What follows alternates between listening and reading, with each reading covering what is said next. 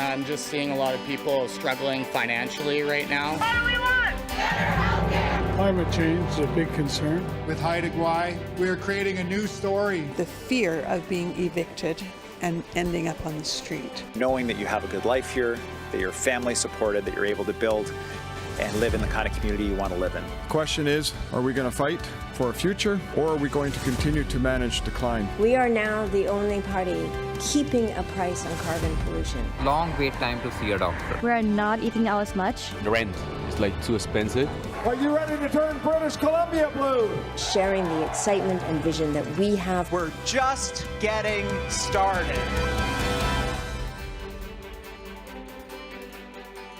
Good evening, British Columbia. Welcome to the only televised and multi-platform leaders debate of this 2024 provincial election campaign. My name is CHEK. I'm the president of the Angus Reid Institute, and tonight I am your debate moderator. With me, the leaders, John Rustad of the BC Conservative Party, David Eby of the BC NDP, and Sonia Furstenau of the BC Greens. We're coming to you tonight from the unceded traditional territories of the Musqueam, Squamish, and Tsleil-Waututh nations. Leaders, welcome. Hi. Several weeks ago, you were presented with and agreed to tonight's format and the rules for this debate. Neither the topics nor the questions have been shared with you or your teams in advance. Tonight, you will be facing individual questions. You'll also have the opportunity to engage with one another during periods of open debate. And just before we begin, a few words from me to you. Please remember your audience this evening. It is the people of British Columbia, many of whom are engaging for the first time tonight by watching and listening to you. Let's give them a vigorous but respectful debate, one that everyone can hear and understand. The questions have been designed to challenge you and bring out the best responses you have. So please answer them. Okay, ready to debate? Ready. Okay. So our first topic tonight is leadership, and our first question goes to Mr. Eby. Mr. Eby, when your predecessor, John Horgan, stepped down, he left you with a $6 billion budget surplus. Your premiership has been marked by more spending, yet people are still struggling to see improvements in public safety, housing, and affordability. How much longer do British Columbians have to wait before they start to see things improve under your government? Thanks for the question, Shachi, and good evening, everyone. Thanks for tuning in. I'd also like to say a special thank you to the Vancouver Canucks for starting their season tomorrow instead of tonight, so that you could join us for this important discussion about where our province is going and how we can provide support for you and for your families. Families are under a lot of pressure right now. Huge strain from rising interest rates, global inflation driving up the cost of pretty much everything. I mean, the cost of food is the topic in the American presidential debate. And that's having an impact on the provincial budget too. You can see that impact on the ability of government to spend. And so the question that you're going to hear answers to tonight is now the time that people need support more than ever? That's what I think. Or is now the time to cut back, to reduce services? And I believe that people need support now through things like our middle income tax cut, through affordable childcare and car insurance. We started this work, Shachi, as you said, under John Horgan, and we haven't stopped. And we can't stop because people need more support than ever to deal with the challenges they're facing today. Thank you, Mr. Eby. Next question to you, Mr. Rustad. More than half of British Columbians say that you are too extreme in your views to be premier. You've expressed discomfort with sex education curriculum.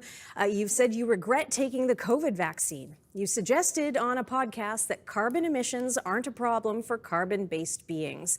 How can you convince everyone in this province that you have the judgment and the temperament to be premier for all British Columbians?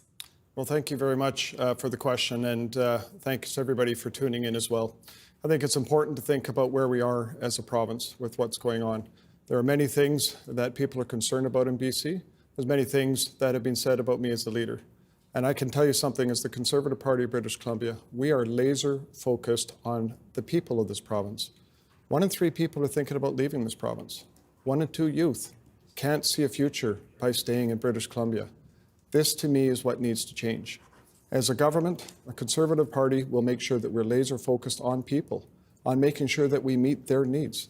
There are many issues that people raise, but I tell you, when I go across this province, whether it's in Vancouver Island, or whether it's the Lower Mainland, or whether it's the North or the Okanagan, it's the same issue. People are struggling to put food on the table.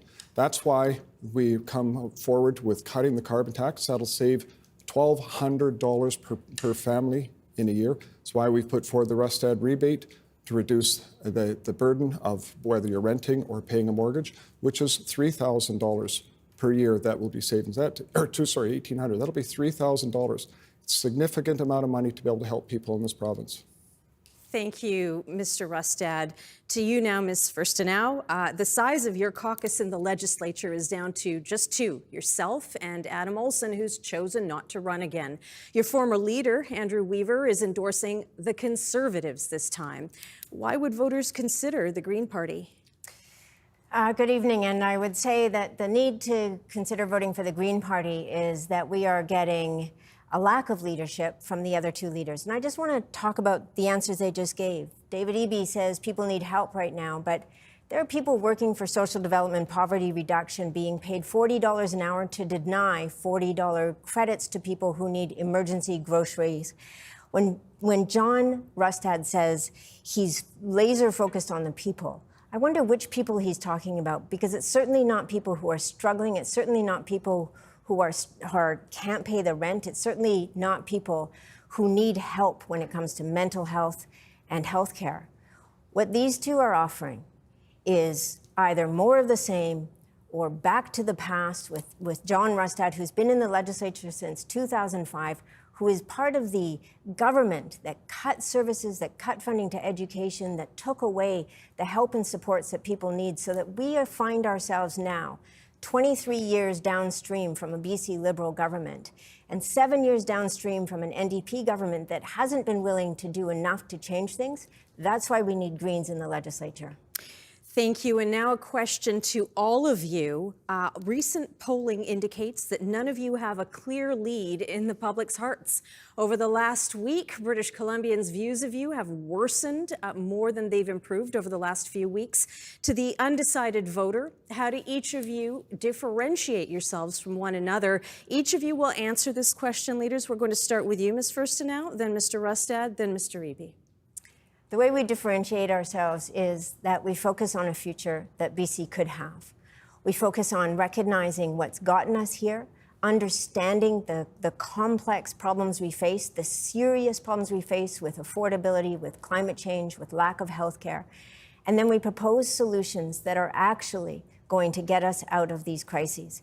We cannot pretend that climate change isn't real. We cannot pretend that climate change is real and the solution is to build more fossil fuel infrastructure. We have to focus on recognizing that to serve the people of BC, to serve the future of this province, we need politicians who take the role seriously and who move beyond slogans and telling us what we want to hear and recognize that we need a plan for the future. We are the only party that has a serious platform that is costed and that focuses on getting us to a much better place in this province. Thank you. To you, Mr. Rustad. Thank you very much. And when I look at what's going on in British Columbia today, there are people dying on the streets. There are people dying on the streets, whether it's from crime or whether it's drugs. I was on my way over here, and at the corner of Robson and Hornby, there was an individual who died. And there was emergency people rushing. This person died from an overdose. This is the British Columbia that David Eby has created. Tent cities are growing all over the place. We have a crisis in healthcare. We've got a crisis in affordability. We've got a crisis in housing. What we need is a common sense plan that is going to be able to deliver for people in this province. British Columbia has all the potential you could ever want. We have all the resources that we could ever want. We've got a well-trained, well-educated population, but we're hopelessly managed. What's needed in British Columbia is a government that will tackle these issues, that will make sure we get government out of the way, and that we make sure that people can once again be proud to be British Columbia and to be able to build a future here. Thank you, Mr. Rustad. Mr. Eby. Thanks.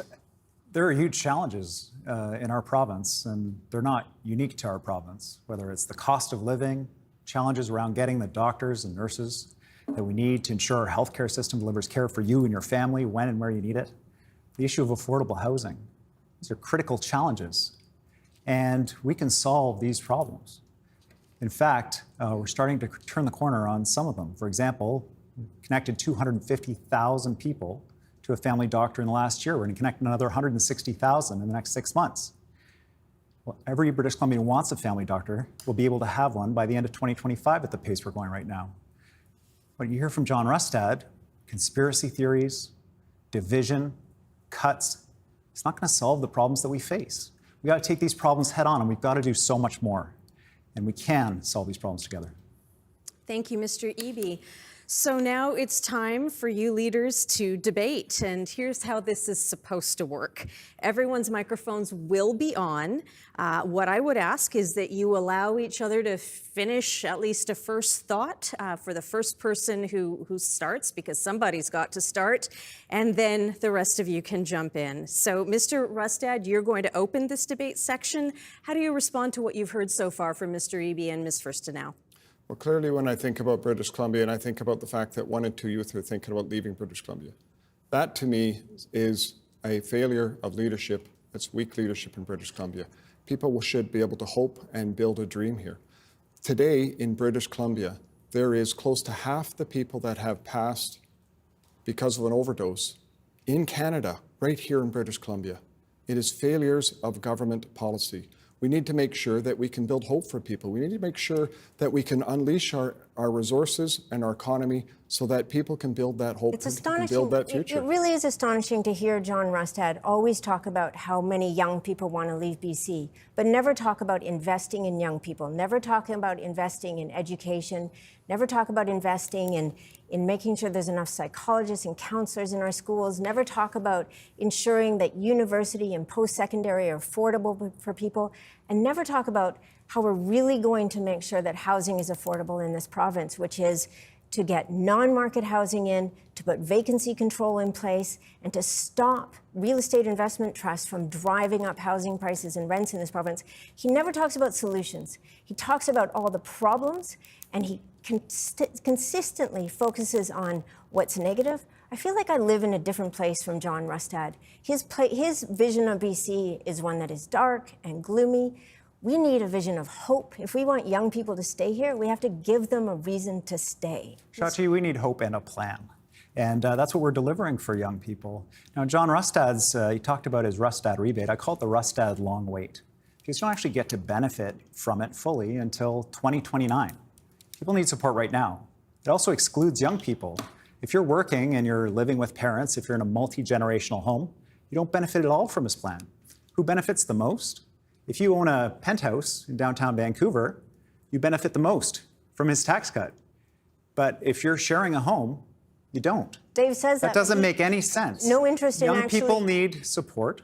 And, you know, John Rustad's housing plan. Globe Mail says it's not going to build a single unit of housing. He himself says it's not the Premier's job to ensure affordable housing. Well, that's exactly what got us into this mess. But if we were in government, you didn't think it was your job. If we were concerned about that wealth, we would be taxing that wealth.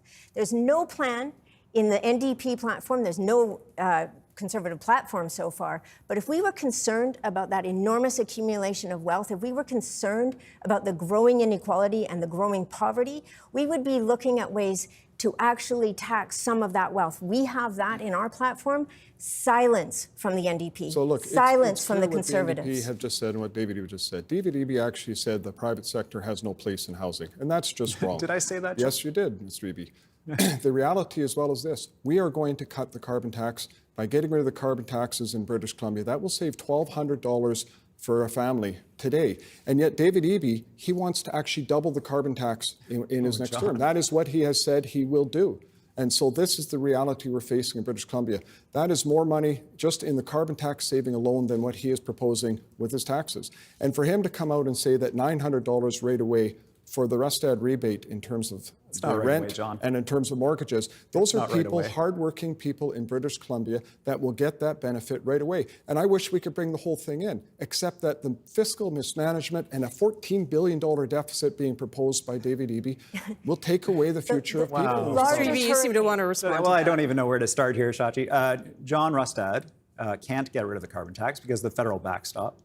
He also is not telling you the full story about his Rustad long wait, that you don't actually see a benefit until at the earliest 2026, and then only if you own your home or if you have high rental costs. If you're living in a rural part of British Columbia and you have low rent, you see the least amount of benefit. And that's why there's a guy with an $80 million house in my constituency that loves John Rustad. But I'm on your side. That's why you and your families at home, to make sure you get access to immediate benefit from the tax cut. Look, we have not the largest, 2 years from now, not 5 years from now, We have the right largest, probably most violent hurricane lining up off the coast of Florida, and we have 2 leaders retreating from climate action in this province. Okay, well, leaders, that brings to a close our first round of open debate, but I think you'll like this. The next theme is housing affordability, so Perfect. you get to talk a little bit more about it. Housing in BC is the most expensive in North America. It's an issue that links the economy and quality of life. It links the economy to quality of life. Each of you have called it a crisis. Mr. Rustad, the first question comes to you. You say you will undo NDP policies, including rent caps, restrictions on short-term rentals, and allowing more density on single-family lots. How would removing these measures help with affordability? What is your plan for housing? So, Sachi, thank you very much for the question. To start with, we did not say we'll remove rent caps, and we're not going to remove rent caps.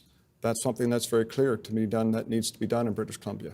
When we look at housing in this province, we have a government, David Eby, that is saying it was, first of all, it was foreigners, and then it was speculators, and then it was vacant properties, and then it was Airbnbs, instead of pointing at the real problem, which is government. And government is getting in the way. It takes far too long to get permits in this province. It takes far too long to get housing built in this province.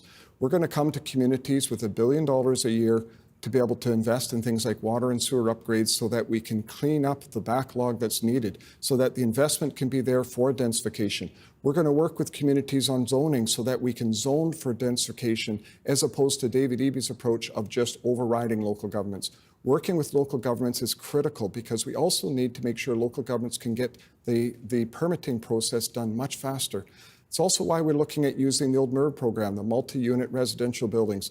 This is a program that was very successful building rental units across this country. It's critical to bring that back and get the rental stock that we need built here in British Columbia. We have a plan and we will deliver on housing.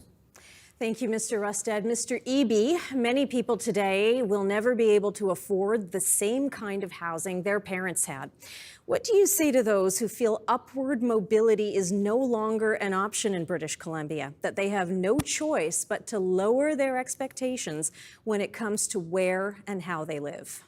Well, I believe that one of the foundational requirements for a decent life in our province is a good place to live, and that it's actually a core responsibility of anybody who wants to be premier. It's why I got into politics. This is what drives me, is making sure that you and your family have a good place to live.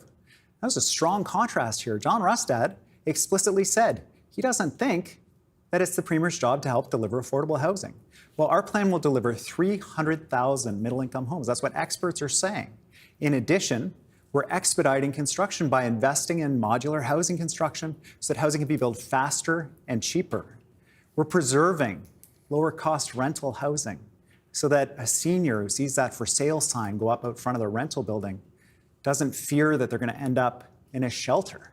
These are basic things, and we're making sure to deliver for British Columbians on them. We've got so much more to do.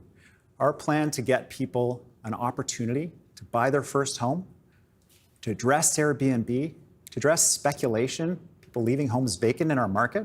It's delivered 20,000 homes for people, and John Rustad wants to get rid of all of those things. Doesn't make any sense.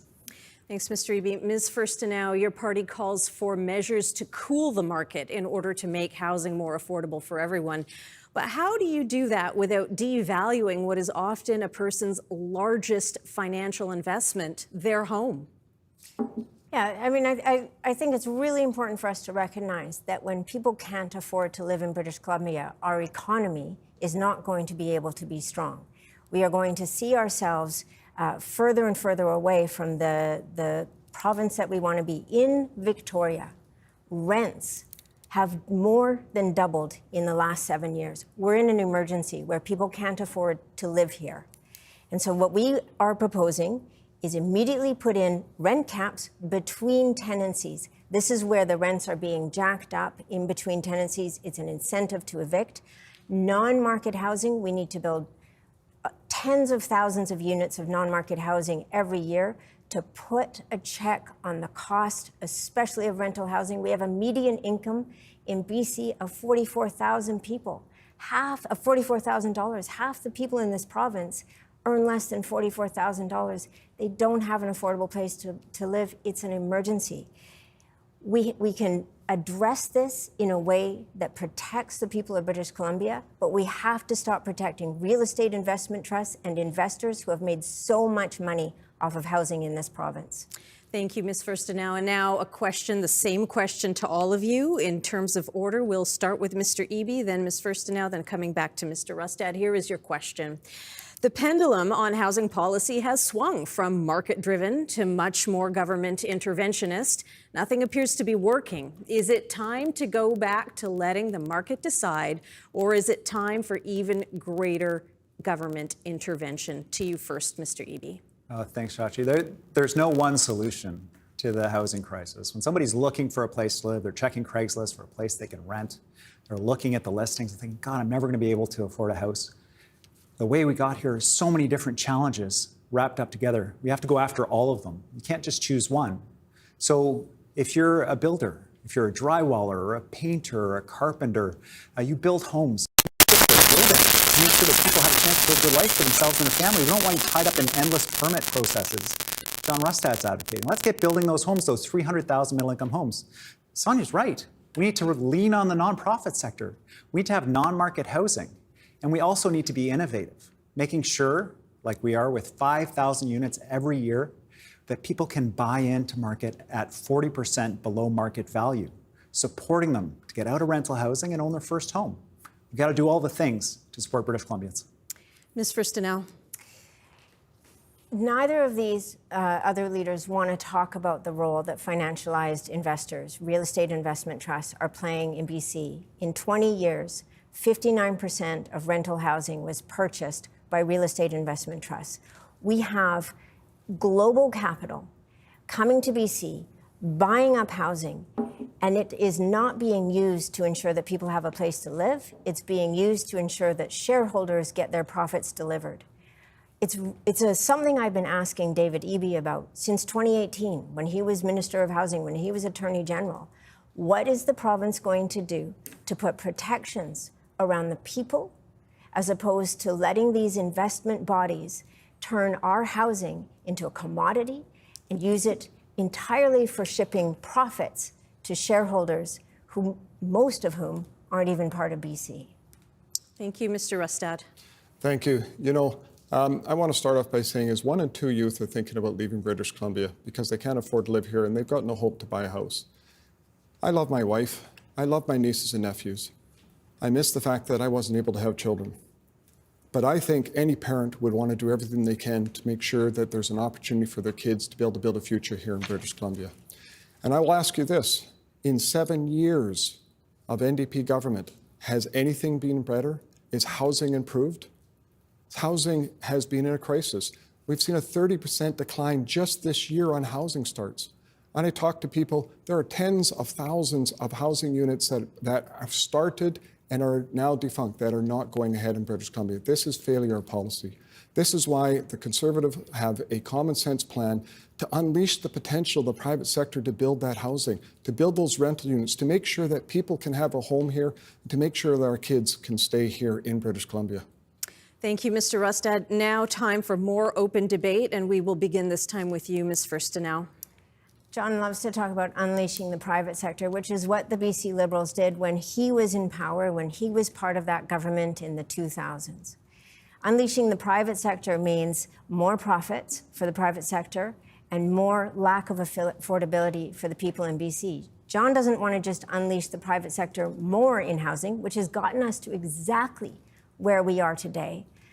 A housing market that is entirely run by the private sector. He wants to unleash the private sector in healthcare. He wants to put that profit margin on top of healthcare delivery. And we see what that has done in Alberta, where wait times for surgeries have gone up and numbers of surgeries have gone down and the costs have gone up. That's what unleashing the private sector looks like. That's what John Rustad wants to do. So thank you. And when I look at unleashing the private sector, there's no question in my mind. You look at the housing in British Columbia, it was built by the private sector. The private sector has to play an important role. And it's not big companies, it's mom and pop, whether they're investing in a second home or whether they're building an extra unit. It is small business, it's small companies, it is large companies. We need the full mix in British Columbia. And the reality is, when I talk to people that want to build homes in this province, they say it takes too long. It takes 4 to 7 years or longer. So then, John, why are you putting more red tape in their way? Why are you trying to undo? We need to get government out of the way and make sure that we can unleash it. And this is why we have to work with municipalities, not run roughshod over them or bully them. We need to work with municipalities to get the permitting process cleaned up. You know, in Vancouver, well, if I could just add one quick point. We need the housing now. In Vancouver, they have 274 bylaws associated with housing, and over 70 people have to touch a project. It's no wonder it takes years, if not a decade, to get housing projects built. Okay, I think Mr. Eby wants to respond. Thanks. I met Andrew, who moved into a rental place that he could afford, was close to work, used to be an Airbnb. And when we brought in our Airbnb rules, the owner converted it to long-term rental. It was him plus 2 other people moved into long-term rentals. When we brought in the speculation and vacancy tax to deal with vacant homes, people buying homes, just leaving them empty, condos and whole houses, 20,000 British Columbians moved in and started renting those homes. These initiatives work. And housing is hard right now. It's hard for people. We got to do so much more. But can you imagine how much harder it'll be in a world where there's no restriction on Airbnb rentals, where there's no speculation and vacancy tax? John Rustad's committed. He spoke against it since 2018. That's simply not true. And the speculators and the investors love his plans. Mr. Eby, but I'm on the side of you and your family. It's simply not true. The reality is Airbnbs are licensed by municipalities. Airbnbs are zoned by municipalities. They just go up anywhere. This is something that's within local governments. But once again, David Eby's approach is just to be an authoritarian. My perspective is quite simple on this. We've seen a 30% decline in housing. This year, it's anticipated there'll be less than 17,000 housing starts in British Columbia. We need to be seeing 30, 40, or 50,000 housing starts. But John, why didn't you do that in the 16 years you were in government? We wouldn't be in this mess. In 2017, they promised 114,000 homes, and what did they build? I think about 14,000. Now he's promising 300,000. You cannot trust David Eby to be able to deliver these numbers because he is too comfortable with it. That neither of them are interested in protecting the affordable housing that we have. That's vacancy control. When Bill 44 and all the housing legislation that the NDP brought out last year, when Adam Olsen spent hours and hours going back and forth with Ravi Kahlon, Ravi admitted in the end, none of these measures were going to bring affordability. So let's be clear. These two don't have a plan for affordable housing. They want to talk about housing supply. They want to talk about housing starts, but they do not want to protect the affordable housing that we have. They do not want to ensure that we are making affordable housing available to people who need it right now. Mr. Eby. Affordable housing is important, but it's also important for people to be able to buy a place affordably. That's why we have a proposal for 5,000 units a year to get people out of the rental market into a place at 40% Not when they're competing with real estate investment. They're not. If John Rustad's elected and gets rid of all of these measures, one at a time, leaders. So much harder. All right, I'm going to give you a little bit more time, Mr. Rustad. We do have a bit of time if you want to briefly respond to that. Sure. Clearly in British Columbia, 5,000 starts is not what we need. We need 30, 40, or 50,000 housing starts in British Columbia. This is why we have the Rustad rebate, so that your rent and your mortgage can be written off so that you get a rebate on that right away to make life more affordable for people in BC. Okay, and we've got to keep moving. Lots more to get to, and now we are moving on to healthcare. Roughly 1 in 5 British Columbians either don't have a family doctor or can't get in to see one when they need to. And my first question is to you, Mr. Rustad. You've committed to expanding private healthcare delivery. How can you ensure those who can't pay have the same access to the speed and standard of care as those who can? We are committed to universal health care in British Columbia, where it's one payer, which is the government. Government pays the bill. But we have the second most expensive healthcare system, and we're getting second worst outcomes. We are in a crisis in BC. We're in a crisis. ER rooms are closed all across this province. In the city of Merritt, between now and Christmas, it's anticipated there'll be 32 more days of closure of an ER room. It could take 8, 10, 12 hours or longer to wait for emergency rooms. People have died waiting in emergency rooms. There was a lady, she was in labor. She went into the hospital and she miscarried in the washroom and sat there covered in blood, waiting for hours for services in an emergency room. That is David Eby's healthcare in BC. And quite frankly, it really tears me apart and it makes me upset. We need to be able to make sure that we're retaining our doctors, that we're bringing back the healthcare workers that were let go. We need to make sure we have a model in this province where doctors want to stay here and work, where people can come in and we can unleash the full potential of family doctors. We need to be able to make sure we deal with training and the people coming into our province. There's so much that needs to be done on healthcare, and it's not happening under David Eby. Okay, thank you, Mr. Rustad. To you, Mr. Eby, third-party delivery exists in Australia, in the UK, in Germany, and it's already here in British Columbia.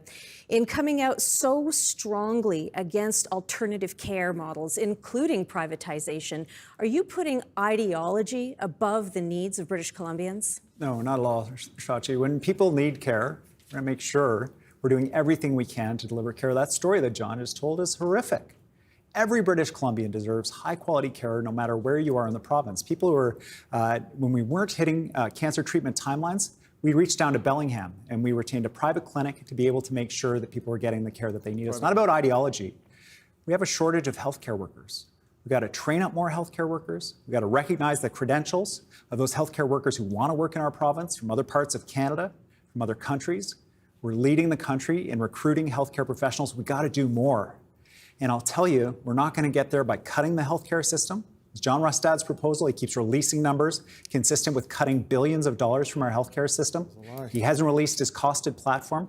We got to hire more doctors and nurses. We can't be competing with the private sector who's going to pay those same doctors and nurses more. And then all of a sudden, you have to pay more to access those doctors and nurses. That's why we're opening a new medical school in Surrey to train up community healthcare workers, doctors and nurses to work across BC, incentives for working in rural BC, and provisional license so those professionals can get to work right away. Thanks, Mr. Eby. Ms. Furstenau, you've described the current healthcare system as a bloated bureaucracy. You're also campaigning on establishing an integrated community health center in every riding in British Columbia. So how exactly do you plan to do that without adding to said health bureaucracy? Well, the great thing about community health centers is that they don't actually need heavy bureaucracy on top of them the way that UPCCs, the invention of the NDP, do. The NDP seem to have approached healthcare with the idea that there's nothing that one more VP and 7 more project managers can't solve, when in fact what we have to do is ensure that healthcare spending is being focused on the delivery of healthcare by the professionals who were trained to do it, healthcare professionals in our province. We've seen the corporatization of healthcare under the NDP. We've seen the growth of TELUS, Health Plus. They were investigated only because the BC Greens wouldn't relent on asking the questions of why they were allowed to double bill. We've seen the growth of agency nurses. We see that both of these two parties are aligned on corporate delivery of healthcare, whereas with community health centers, you treat it like we treat the public education system. There's the infrastructure, the doctors, the nurse practitioners, nurses, allied health professionals build their team. We have 30 of these operating in BC already. They're hugely successful. We can get 93 up and running because it's the model that we use for our MLA offices. It's totally possible. Thank you, Ms. Furstenau. Same question to all of you now, starting again with Ms. Furstenau, then Mr. Rustad, then Mr. Eby. Here's your question. The super senior wave is here. People 85 and older represent one of the fastest growing age groups in British Columbia. Options for long-term palliative or in-home care are often limited. Many people have no help. Others can only rely on their children or neighbors. What is your plan, Ms. Furstenau, first to ensure the dignity and care to those who have given so much to this province? Yeah, you know, we've had a shortage of long-term thinking. We've had a shortage of governments who look at demographics, who prepare for what's coming, who try to avert crises. And now we are seeing a lot of people, a lot of seniors who aren't getting the care they need. We had the report from the Seniors Advocate, 1 Billion Reasons to Care, that showed a huge amount of public funding going to especially for-profit seniors care, where that money wasn't being used for delivery of care to seniors. It was being used for administration. It was being used for renovations. And so, number one, we need a government that takes seriously how public money is being used to support seniors, and we need to make sure that that is being used properly. And number two, we have to find ways to support seniors at home. The best place for seniors to age is age in place. And it's horrifying right now, the story that a 95-year-old man has been evicted from his home to a hospital. Mr. Rustad. Thank you. And I need to clear the air here. We're going to be adding about $3.8 billion in healthcare spending over the next 3 years. David Eby continues to perpetuate a lie, and I just wanted to be clear on that. When it comes to seniors and what needs to be done with seniors care in this province, we've laid out a very comprehensive plan. Everything from building more long-term care facilities in this province, a commitment of 5,000 new beds, but more than that, we need to work with seniors and we need to work with families to be able to support them at home. That's why we're going to create tax credits that are available. We're going to expand services at home. A nurse came to me in my riding and she told me this story, and she goes home in tears because she's been going out and she's talking to seniors and they're saying, can we please get some help? And she's saying there's none available. I'm so sorry. That is wrong. Seniors need to be treated with respect. We need to work to be able to support them at home because we know that's where the best outcomes are. There's much more we need to do. There's a lot more that can be done, and that we have a plan to be able to deliver. Mr. Eby. Well, you know, it's hard to listen to John Rustad. He was in government for 16 years, and seniors who lived in long-term care homes didn't get a bath once a week.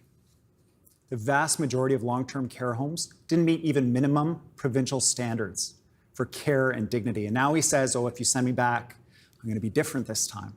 I'm not going to cut the healthcare system. I'm not going to fire the workers who care for the seniors. The largest firing of healthcare workers happened when John Rustad was in government, and he voted for it against seniors. You deserve care at home for as long as you can be at home. That's why we've expanded home care. Our Hospital at Home program means you can get hospital-like care at home in BC, the first time in our province. And we've got a lot more to do, but we're meeting standards for seniors in long-term care, and we're going to keep doing that, something John Rustad never did. So we're throwing to open debate. We're starting with Mr. Rustad. Do you want to respond to what Mr. Eby just said? I mean, first of all, what David Eby just said is not true. 90% of care homes didn't meet standards. And I can tell you something: the care homes that were built and that were renovated in British Columbia were renovated to standards of the day. They were good quality facilities that were built. But here's the real key in my mind. When you look forward at what needs to happen going forward, David Eby cannot defend the record that he has and the damage that is being done in BC, especially for seniors. Seniors need that respect and care. They can't get a doctor. When an emergency room's closed, does a senior have to go an hour and a half, 2.5 hours down the road for the next one? And that is David Eby's record. We need to make sure that those services are there and available. We also need to make sure that we're coming into their homes, providing support, and working with families to make sure that support's there. Do you want to respond to that? Yeah, when we were all rolling up our sleeves to get vaccines to protect vulnerable seniors from COVID-19, when Bonnie Henry was working night and day to keep us safe during the pandemic, you know, John Rustad and his candidates were providing donations to people who were protesting outside of hospitals, anti-vax convoy members. He's still an anti-vaxxer. He appeared in front of a group of people that called the so-called, you called it the so-called COVID vaccine. You said you wish you'd never been vaccinated. That's just not true. And then when someone said, do you think that public health professionals should be tried like Nazi war criminals? You said, well, we wouldn't do that in BC, but we would support an international effort to do that, John. It's embarrassing. You know, I wouldn't fire Bonnie Henry. I'm trying to hire you and your family a family doctor. We've connected 250,000 people to family doctors. We've got so much more to do. But if you think that we'll be safer in our province with someone who doesn't believe that vaccines work in charge of things? Thank you very much, Sachi. The reality is I'm triple vaccinated. The reality is in British Columbia, I also promoted and supported people getting vaccines, especially for seniors in our communities. I was supportive of that. However, I am not anti-vax. I am anti-mandate. I believe that people should have choice. It shouldn't be thrust upon them or forced upon them or coerced to be able to take a vaccine. You never know which John Rustad's going to show up. Sure Okay, when he's talking to supporters, Mr. he Eby, says, I regret getting the vaccine tonight. Now he's proud to be I'll explain that to you if you like. You never know who I you're don't going to expect talk that these to. two are door knocking, but I am. And I'm talking to a lot of seniors in Victoria. And what I hear from seniors are the concerns that they have around losing their affordable housing. That is the number one concern I've heard from seniors. And then I hear from seniors who don't have access to primary care. And what these two are not focused on is protecting that affordable housing, protecting that right to live and age in place that seniors want to have after having contributed to our society, paid their taxes their whole life. They want a government that is going to have their back. And that's not what they feel right now. And then they want to make sure that they do have primary care. And what has not happened under the NDP is the solutions to the primary care crisis. UPCCs are twice as expensive as meeting a family doctor, and they do not work to solve this crisis. There's one really important factor. They'll keep talking about, we're going to get more doctors, we're going to train more doctors. BC has more family doctors per capita than the rest of the country. They're just not willing to work in this broken system. We want to make a primary public healthcare system that doctors want to work in, that healthcare professionals want to work in, and that will serve the people of BC. There's a great desire for both these leaders to come back in. It's clear in my mind that keeping seniors at home as best we can and support them is the right thing to do. In 2022, I lost my father, I lost my father-in-law, and I lost my mother in that year. But we were able to keep them in their home right to the end because we were able to support with family. There was not the level of care, unfortunately, for many, many seniors that are out there to be able to do that. And we know that when seniors can stay in their home, their quality of life is much better. And for me, we were able to provide that quality of life for my parents.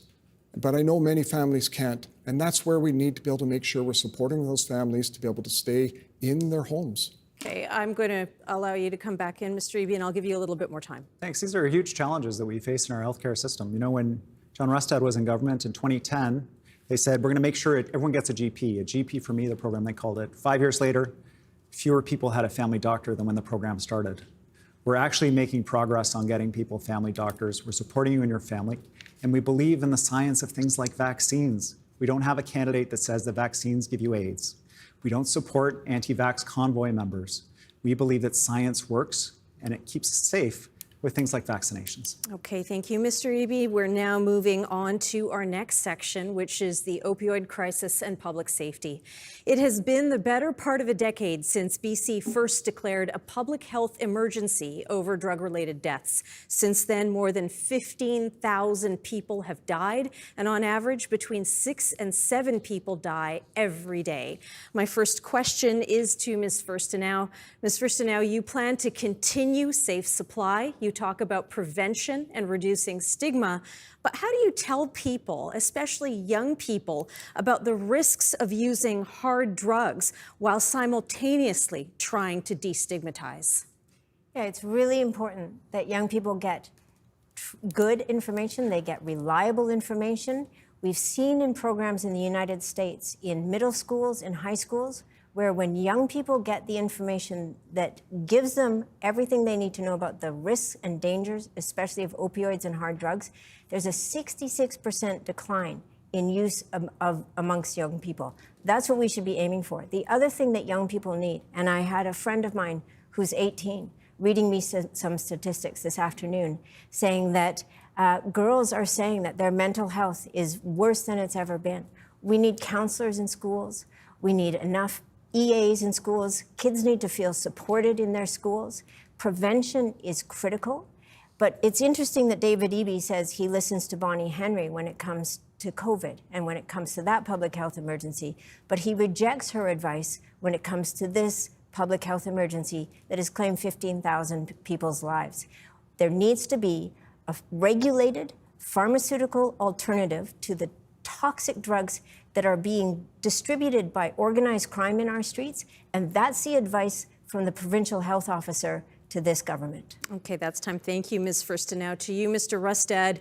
As you know, homelessness and addiction often go hand in hand. You say you'll clear tent encampments. You say you won't hesitate to close overdose prevention sites. Instead, you're focusing on drug-free housing, which currently does not exist at the scale you would need. Won't your policies simply drive more vulnerable people into the streets? There's no question when you look at this crisis of overdoses and drug addictions in British Columbia, it is horrendous what is happening here. Last year, just over 5,700 people died in Canada. Close to half of those were in British Columbia, 2,500 people in British Columbia alone. Clearly what that means is the policies in this province are not working. If you look at any other province by any other measure, they are performing better than we are in British Columbia. So we need to take a different approach. We need to make sure that we bring an end to decriminalization and safe supply. We need to bring an end to this, to the government being a drug dealer, quite frankly. What we need to do in British Columbia is build out recovery.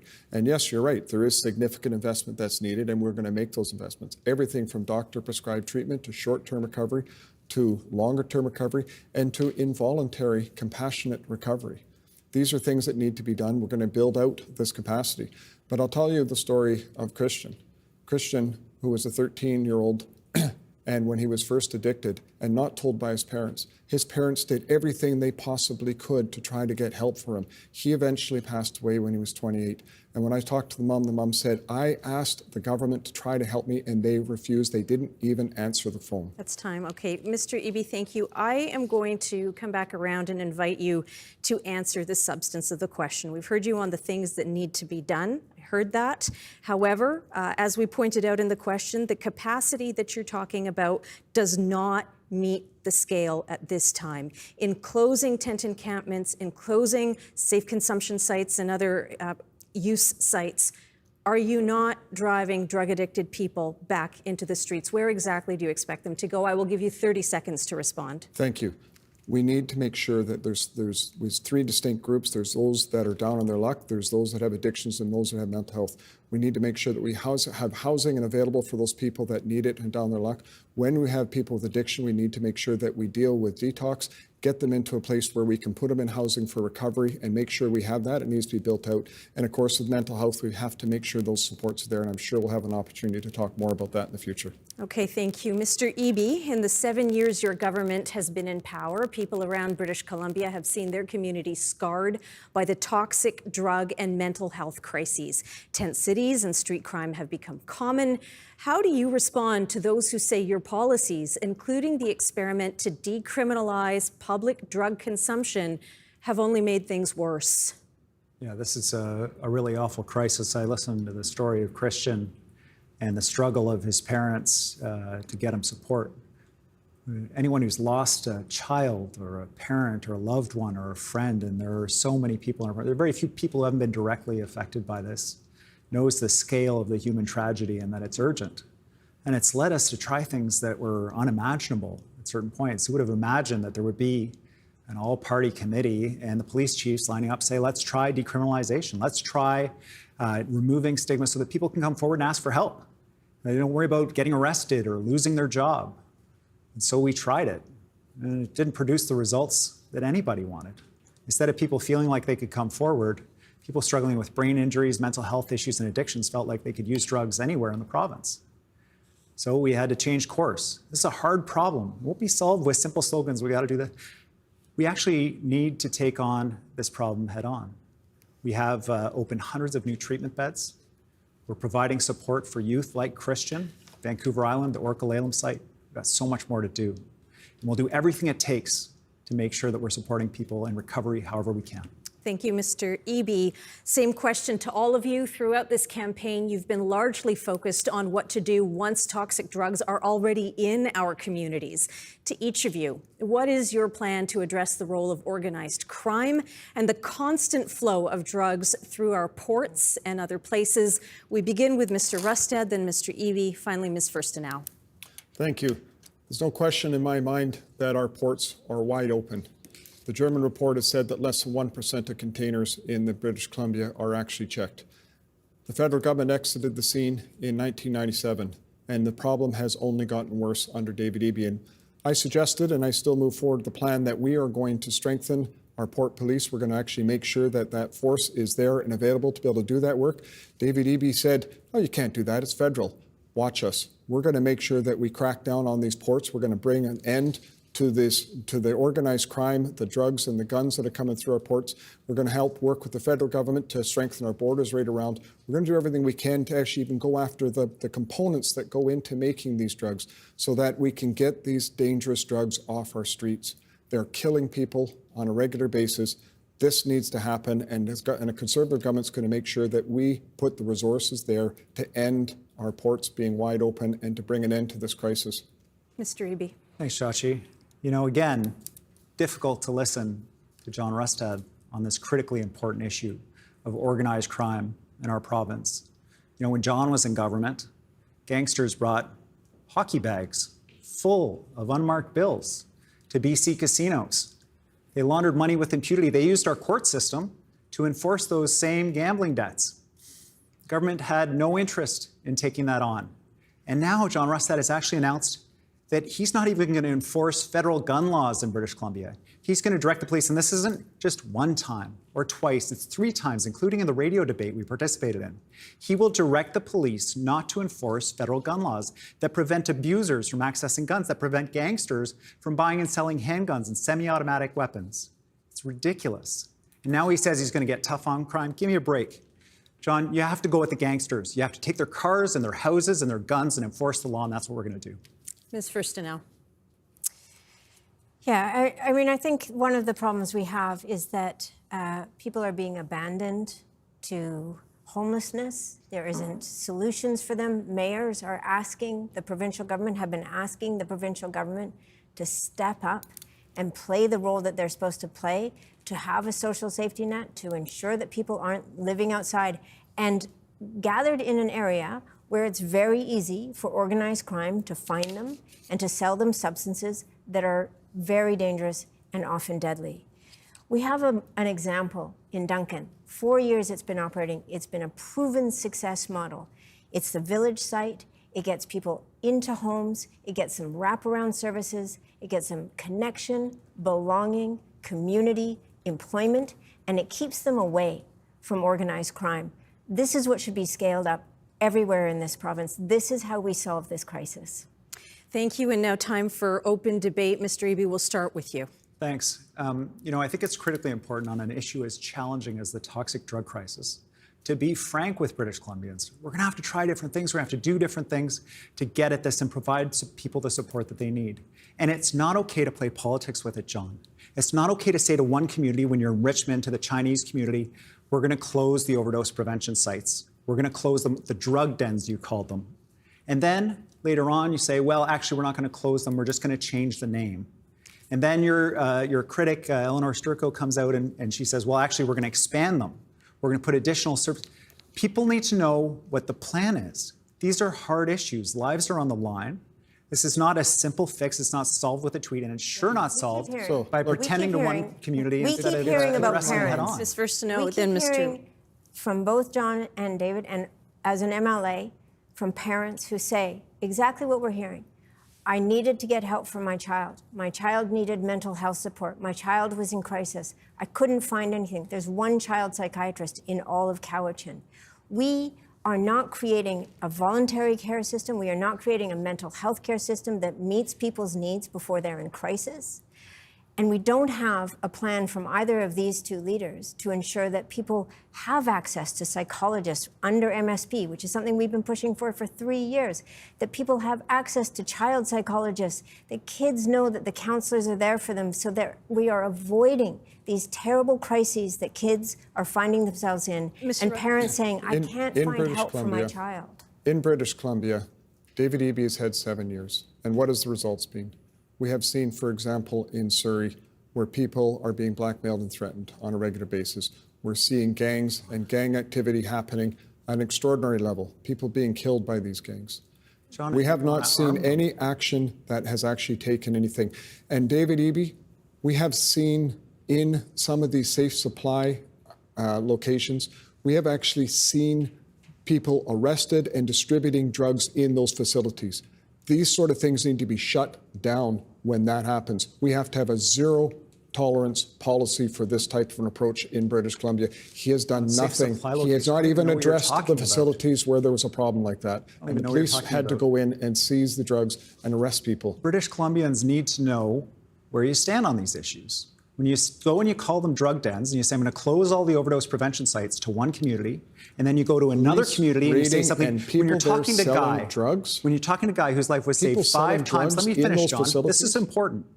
When you're talking to a guy whose life was saved 5 times at an overdose prevention site, and you tell him, actually, don't worry, we're not going to close them, we're just going to change the name, that kind of disingenuous politics is exactly what we don't need in the toxic drug crisis. What we need to be doing here is where you have somebody who ODs and is brought back to life, clearly they are not making the right decisions for themselves. We need, as a government, to be able to be compassionate about it and get them into treatment. Get them into involuntary treatment so that they can be able to recover. Systems that should have prevented these crises. These two want to focus on the worst place that people can be in crisis: homeless, in despair, using substances that are so dangerous. What they don't want to focus on are the lack of investments under the BC Liberals, the cutting back of services that got us here. And they don't want to focus on the fact that for the last 7 years, the NDP have not responded to this crisis in a way that actually averts it. I want us to have a war on poverty. I want us to address the social conditions that are creating these outcomes. I want us to make sure that in BC, we don't have Lamborghinis driving down a road where people are living on the streets. These are solvable problems. We just haven't had the political will to either prevent them or solve them from either of these two parties. Sonia's right. We do need to support people to make sure that they don't go down this path as much as possible. It's part of our commitment and the work we're doing in our education system to expand access to educational assistants and counselors in every single school to intervene early. One counselor per school is not going to cut it. One counselor per school is not. I've been in schools. When you have a population of 1,500 kids in one school, one counselor is not enough. We need counselors there for kids when they need them. Leaders, I do have to keep us to time, and that is time for this section. Our next theme deals with Indigenous rights and land use. Earlier this year, the province paused amendments to the Land Act, which would have shared decision-making powers with First Nations. The first question is to you, Mr. Eby. Your proposed Land Act changes have faced criticism over impacts on individual land rights, treaty negotiations, and major resource developments, including those supported by First Nations. If you win this election, will you again attempt to amend the Land Act? No, we won't, Sonia. And the reason is that we need to make sure that we have the confidence of British Columbians in doing this critically important work. We can't spend a bunch of money on lawyers fighting Indigenous people in court all the way through to the Supreme Court of Canada and back and forth. We're not ending up any further ahead. It brings uncertainty, it brings a loss of investment, and it brings a lack of improvement in conditions for First Nations people.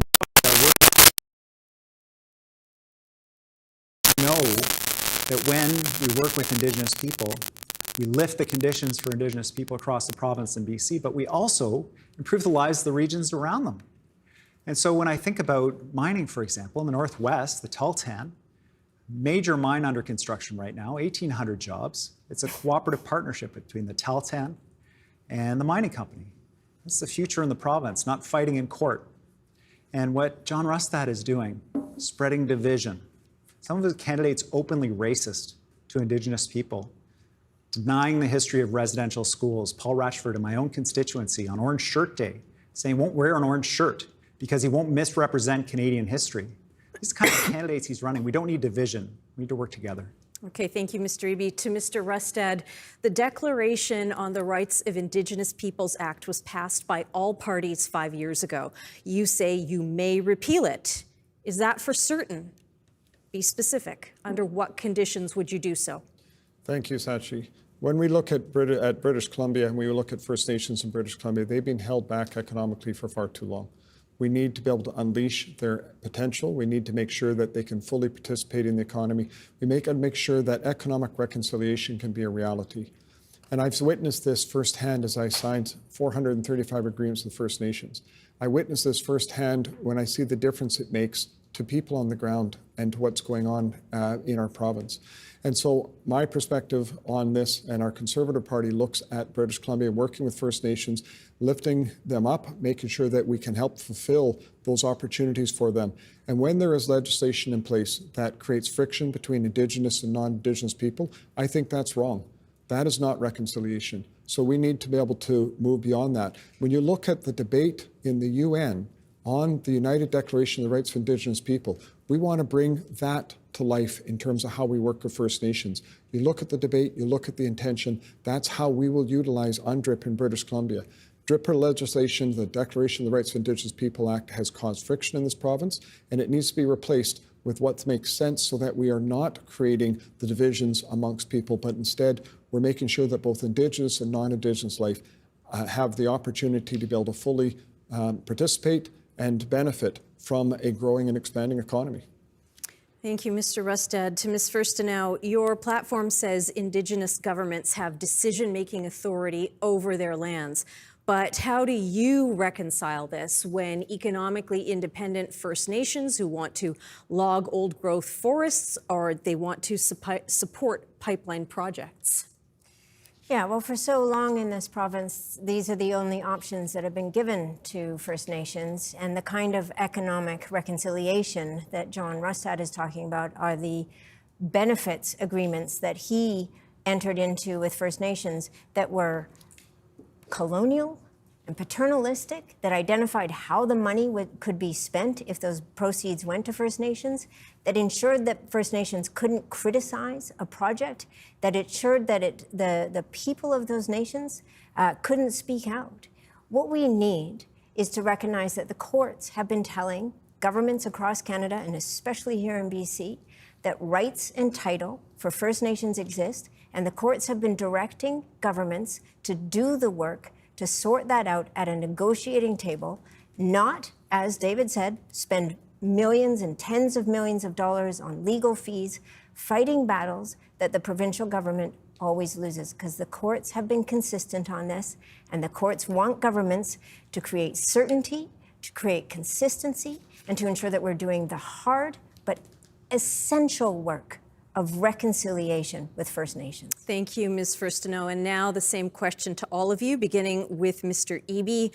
Time and again, the courts have ruled in favor of Aboriginal title. So when you, as Premier, are in a situation where you are negotiating over what to do with Crown land, which is considered public land, whose interests are you prioritizing?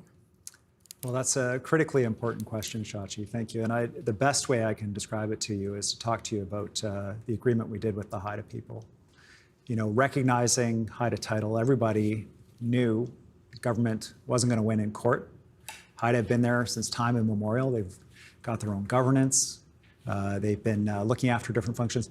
And so when we entered into an agreement with the Haida, it was to make sure that we were sitting down as partners at a table with shared responsibility. We're going to work it out. We're not going to go to court.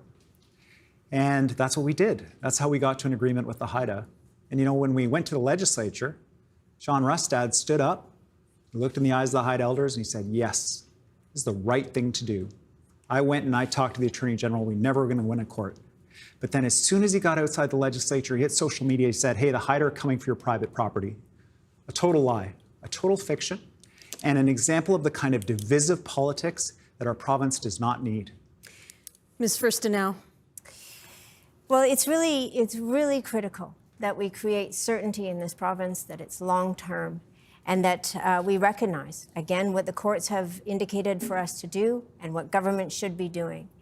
To politicize this the way that the Conservatives did, and to really not do the work properly, because the NDP did not work with the people of BC, did not demonstrate that. But when you ask whose interests on Crown land are being protected, for so long in this province, Crown land has been handed over for resource extraction by industries, and they have extracted enormous wealth. They have extracted our resources. They have come in and done boom and bust economics over and over again.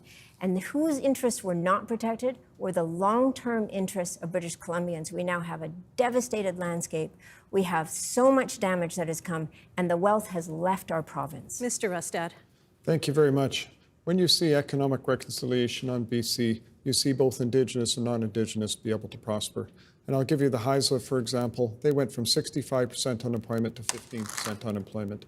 There's so many nations that have engaged economically that have been able to change lives and make that difference for people. And I think, quite frankly, both Indigenous and non-Indigenous alike want to see that happen on the landscape. I have gone out and I've talked and all the agreements that I've done and seen the difference it makes.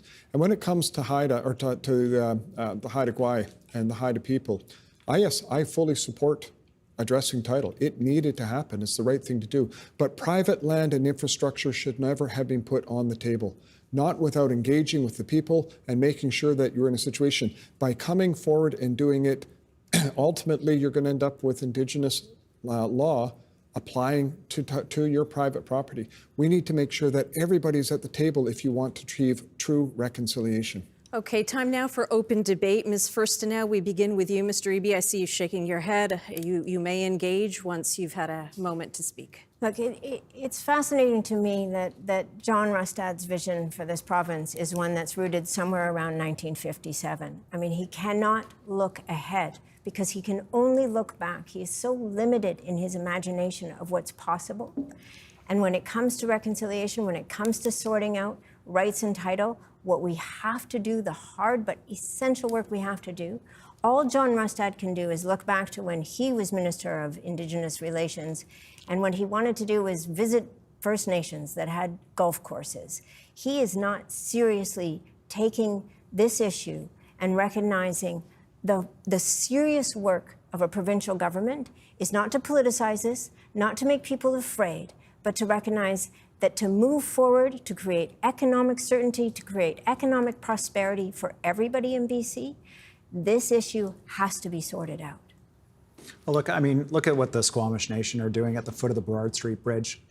You know, this was a reserve property that was stolen from them by the government. The Squamish were kicked off, and that property sat vacant for many years. It was given back by the federal government. What they did was they're building hundreds and hundreds of units of rental housing for the whole community. We all benefit from that. This work actually improves and increases prosperity for everyone. And John wants to say it wants to take something away from you. It wants to take your private property away from you. Nothing could be further from the truth. So, there were private property owners from Haida Gwaii, business owners who came to support that because the certainty, knowing the path forward, makes their businesses and their communities more valuable, more prosperous. Mr. Rustad, First Nations people are not coming for your backyards. Thank you. What we need to see in this province is an opportunity for everybody to be able to prosper. There's no question there. That's one of the reasons why, as part of economic reconciliation, we are actually going to look at the strategic the return of land to First Nations people. It needs to happen. This is rights and title. Right, title is included. It's Section 35 of our Constitution. So we will be engaging with First Nations, but we want to make sure that what we're doing with First Nations is creating those opportunities for success. I have seen it when I have a young lady that comes to me and says, I'd like to give you a meat offering. And I say, what for? Because you put a program in place that gave me some training. I got my first job. I was living on the street as a single mom. I had my child on the street. I couldn't look after my child. Now I have a job, I'm back doing some training, I have another job, and I just want to say thank you. That is what economic reconciliation is, connecting with people, making sure they have an opportunity to build a future and look after the kids. That's what any parent would want in the province. That's what we need to deliver when we're working with First Nations in BC. Well, I don't know if I would compare a relationship with First Nations to parent and child. I would compare it as a partnership, as a true partnership. We're working together to build a province here. And when we work together, amazing things happen. You know, some of the most successful projects in this province are joint projects with Indigenous people and non-Indigenous people, and it improves life in the whole community.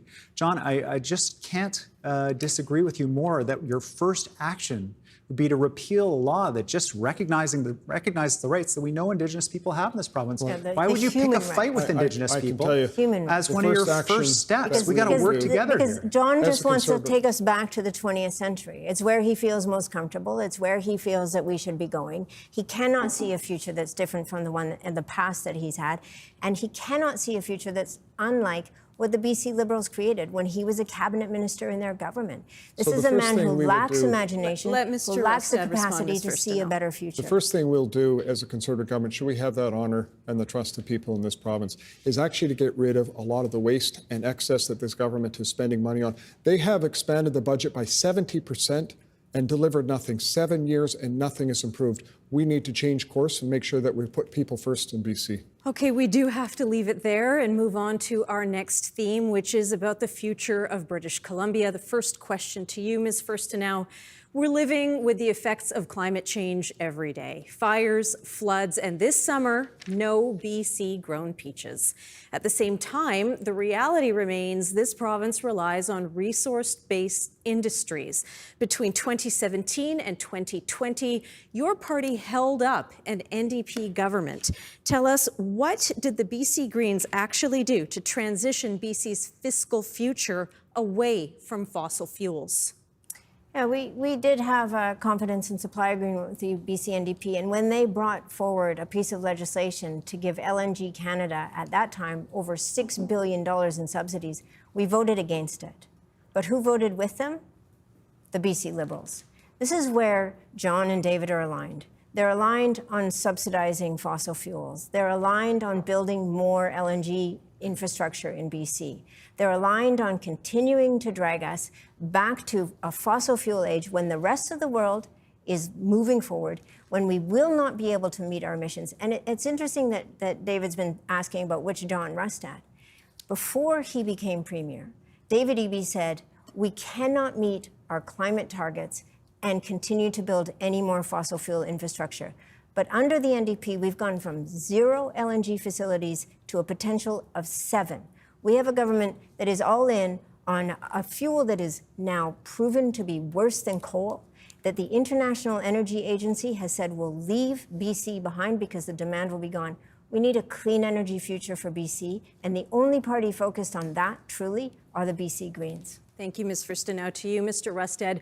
You've promised a lot of changes that aren't actually under BC jurisdiction. Repealing taxes on tips is federal law.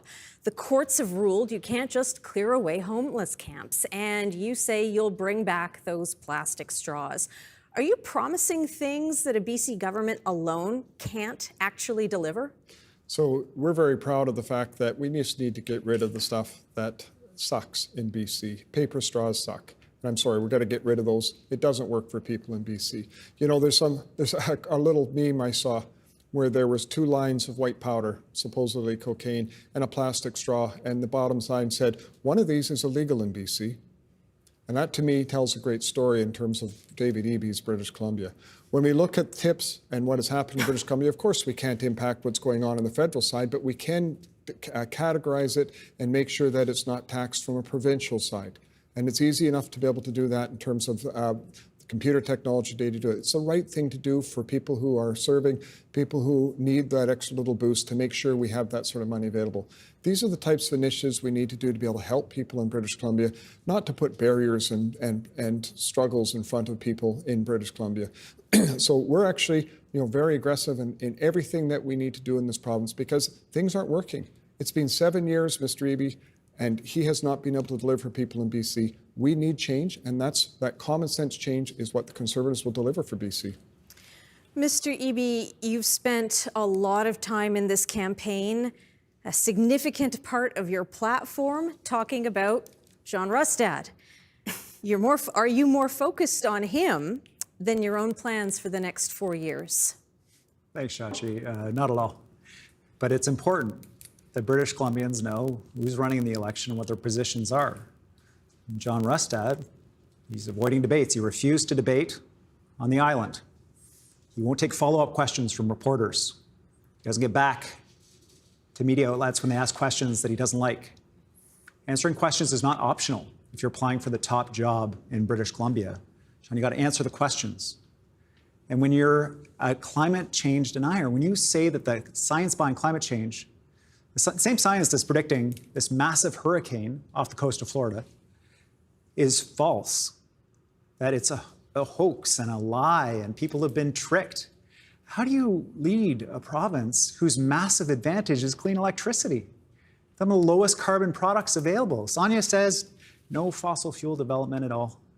I say if it's net zero by 2030, lifting up Indigenous people like Chief Smith and the Haisla, then we can do it. John says let her rip. We got to be better than that. This isn't about plastic straws. That's the least we can do to tell our kids that we're moving in the right direction. Developing our electricity and hydrogen, it's the path forward. Okay, thank you. Same question to all of you, beginning with Mr. Rustad. You all know the financial situation the province is in. Each of you has a platform filled with expensive promises, new bridges, SkyTrain expansions, and a lot more. How are you going to pay for it? Mr. Rustad. Thanks very much. There's no question we need to get our economy going in British Columbia. We have seen the fact that British Columbia is almost cut in half in terms of our economic performance under the NDP over the last 7 years versus what it was prior to that. We have seen almost zero private sector job growth in British Columbia. We're running, and now if David Eby gets in, $24 billion worth of deficits over the next 3 years. This is unaffordable in BC. We need to unleash the potential of this province. We have our forest sector that is in shambles. 2/3 of it's being lost. We have to get the feet back under the forest sector. We have 17 mines that need to be opened up. It takes 2 years in Sweden to open a mine. It takes 12 to 15 years in BC. We've got to get this red tape out of the way. We have to make sure that our economy can get humming. We have to make sure we clear out this bureaucracy and red tape as part of it so that we can generate the revenue we need. We're going to make strategic investments. We're going to continue to make those strategic investments, but we have to be able to get that economy going to be able to afford it. Mr. Eby.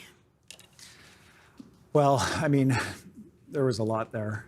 Look, British Columbia is the fastest growing province economically of any of the big provinces since we formed government, since the pandemic, and last calendar year. We're growing faster than the other big provinces. But until you feel at home, that reality that we're growing doesn't matter. That's why it's good that we have the fastest growing wages, one of the lowest unemployment rates, and actually, contrary to what John just said, we're one of the leaders in Canada in private sector job creation. But we got to keep going. And we've got to make sure that people have the chance to get the training to take those jobs. You know, I met a young man who he was moving boxes around in a warehouse for $20 an hour. He got a welding course, an apprenticeship. Now his top wage is $62 an hour. That's why we're doubling apprenticeships in the province, to give people the chance to build a good life for themselves and their family. Thank you, Mr. Eby. Ms. Furstenau. I remember the conversations during COVID in 2020 where we talked about building back better, where we talked about a more fair economy, where we talked about addressing the growing inequality and the growing gap between the rich and the poor. And yet, in the 4 years since then, we've seen that gap widen. We've seen inequality become a bigger problem. We've seen deep poverty become a bigger problem. There was a panel that had Mary Polak, Bowen Ma, and me, all three parties agreeing that we have to find a way to tax wealth. And that's what we're proposing in our platform. A 18% tax on profits over $1 billion. A 0.2% increase on school tax on properties over $3 million, and a 12.5% marginal tax on incomes over $350,000, and then taxing all assets, all real estate assets, looking at that whole wealth and making sure we're capturing that wealth and taxing it properly. Thank you, Ms. Furstenau. To open debate, you're first, Mr. Eby. Well, I think it's a prerequisite. Frankly, I think it should have been a prerequisite to walk into this room, that you have a costed platform. Now, yeah, government budgets are under pressure right now, just like household budgets. We're at the bottom of the economic cycle. But we're not going to make people pay for that. They need support now. That's why we're expanding programs for people. And we're making sure that with our costed platform, you see declining deficits over time. We're going to return to balance. But we're not going to make you pay for it. John, you haven't released a costed platform. An economist at UBC says your platform is written in pixie dust. Can you at least be honest with British Columbians? What are you going to cut? How deep are the cuts going to be in the review that you've proposed? And I know you've started with childcare for the middle class, getting rid of support for them. But what else is on the chopping block in the Rustad administration? Sonia, first of all, thanks very much. And $24 billion is not responsible. They have no hope at all to get back to a budget. They have no hope whatsoever to get back to a balanced budget. But here's another thing that David Eby and his government has done.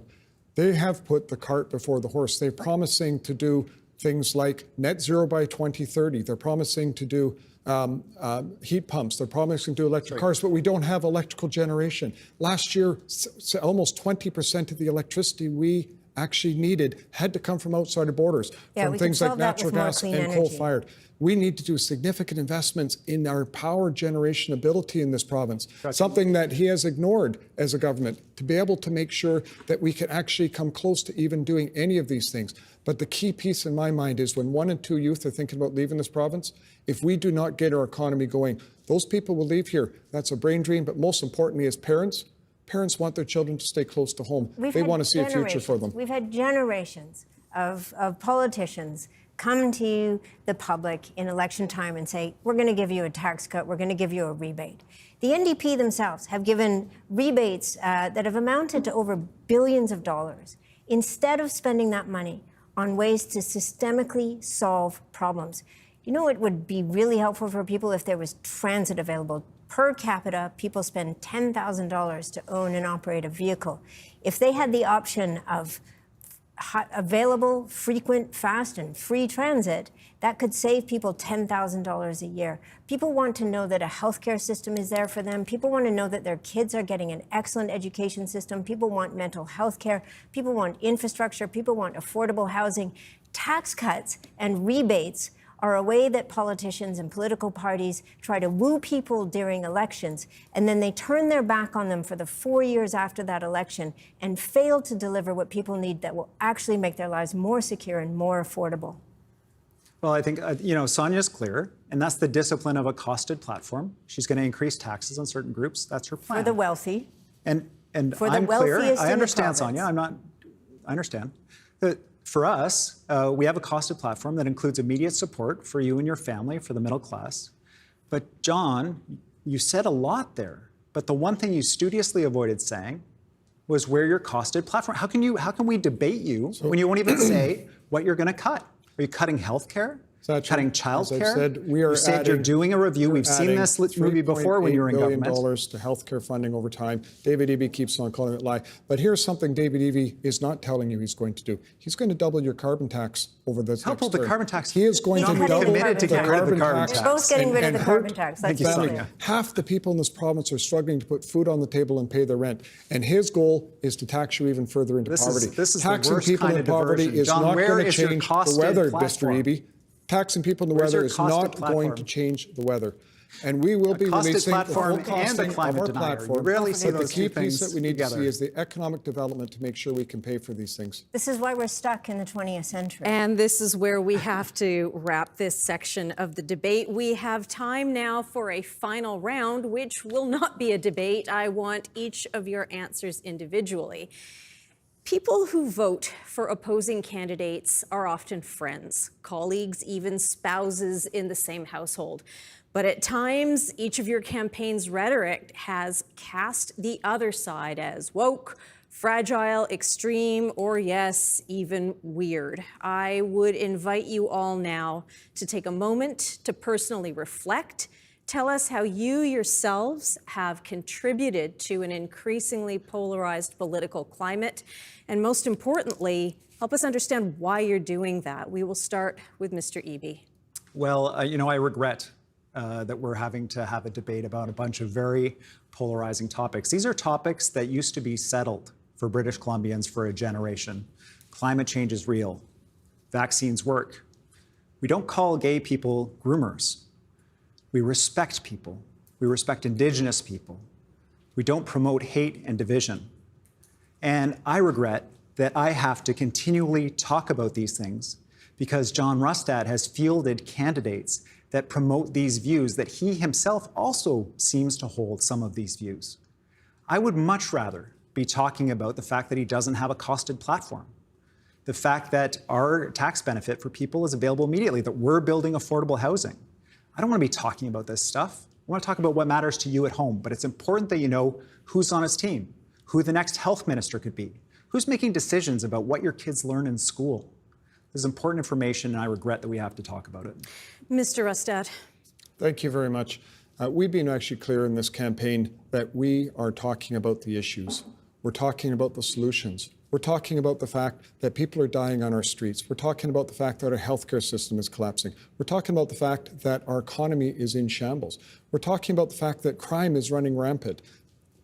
These are the things that the people are concerned about. David Eby wants to talk about conspiracy theories and anything but what's actually going on because he cannot defend his government's policy. 7 years, can anybody say that anything is better in British Columbia? Is anything better? Certainly, I haven't been able to find anybody to say that there is. As a Conservative government, we're trying to bring common sense change to British Columbia so that we can unleash the potential of our economy, so that we can make sure people can have a good paying job, that people can have a roof over their head, put food on the table, look after their kids, and their kids can look optimistically about being able to have a future in British Columbia, not looking out the window and seeing people lying on a street. Ms. Firstenow. I've really worked hard and been determined in this election to focus on solutions for people, to offer a well-being framework as a way to measure the work of government, to ensure that we're talking about reality and the solutions that we have to some really challenging and complex problems. Polarization is increased in two-party systems. Polarization happens when parties have to define each other as the opposite of one another. We lose the common ground. The least polarized we were in BC was during the minority government from 2017 to 2020, when we worked together, particularly in response to the global pandemic. It was recognized that we were a province that could work together because we'd been doing that for 3 years. If we want less polarization, if we want more focus on solutions, we have to get away from a winner-takes-all two-party system. We have to elect enough Greens to prevent that from happening. Leaders, we're running out of time. It is time for closing statements. Each of you will have a minute. There was a draw. According to the draw, Ms. Firstenow, you are up next. Please go ahead. We have so much incredible potential in this province. We have people who are innovators, who are dreamers, who are entrepreneurs, young people who want to be part of the solutions to the big challenges we face, who want to go to university, become tradespeople, build the BC that is possible, a BC of clean energy, a BC of fairness and more equality, a BC where people aren't left behind, left to sleep on the street. We have so many solutions that we could be implementing, and yet our politics and our governance gets caught up in exactly this, in the polarization, in the pointing fingers, and in not acknowledging the reality of where we're at. In this election, electing more Greens, ensuring we don't give all the power to either of these parties is the way to move us forward as a province in a way that puts you, the people of BC, first. Mr. Eby. Thanks. If you're watching at home right now, it's not because there's nothing else on TV. It's because you care about this place, our amazing home. Sonia's right. The thing that makes British Columbia amazing is the people of British Columbia. And you need support right now. People are hurting. And that's our focus, is to make sure we're supporting British Columbians with a chance to own a home. 300,000 middle-income homes across the province with the health care they deserve. Making sure we're getting those doctors and nurses off of the sidelines and into our hospitals, delivering care in our communities, more family doctors for people. Making sure our communities are safe and responsive to the needs of you and your family. The people who are struggling in our streets are cared for in a compassionate way, and they get the care that they need. Now, John Rustad wants to throw that all away. We can't govern through conspiracy theories, cuts, and divisiveness. We only solve this together, and I'm committed to work for you until the job is done. Mr. Rustad. Thank you very much, and I want to thank the listeners, thank the viewers for participating, for seeing this night, for watching, and for caring about British Columbia. I care deeply about this province too. I care about the fact that our youth want to be able to have a future here. I care about the fact that our youth want to be able to have safety here. You know, we have a government that kicks out a Jewish cabinet minister, Selena Robinson, to appease a mob who last night was burning flags in front of the art gallery. I find that incredibly offensive. In British Columbia, we want to make sure we build that positive opportunity for people to have that future. It's why our entire plan is about putting you first, whether it's healthcare and patients first, whether it's our economy and making sure you can build a job, whether it is the investments that are needed for infrastructure. I'm a proud Canadian, And I can tell you the Conservative Party of British Columbia will bring forward a common sense plan that will deliver real prosperity for everyone here in British Columbia. Thank you for watching this evening. Okay, leaders, thank you. Thank you for a respectful debate this evening. On behalf of the Broadcast Consortium, we hope you at home have been helped and aided as you get to know the leaders, the parties, and their platforms. Election Day is October 19th. You can vote in advance starting this Thursday, October 10th, and you can request a mail-in ballot right now. Go to elections.bc.ca for all the information you need. On behalf of everyone, good night. Thanks for watching. I'm Shachi Curl.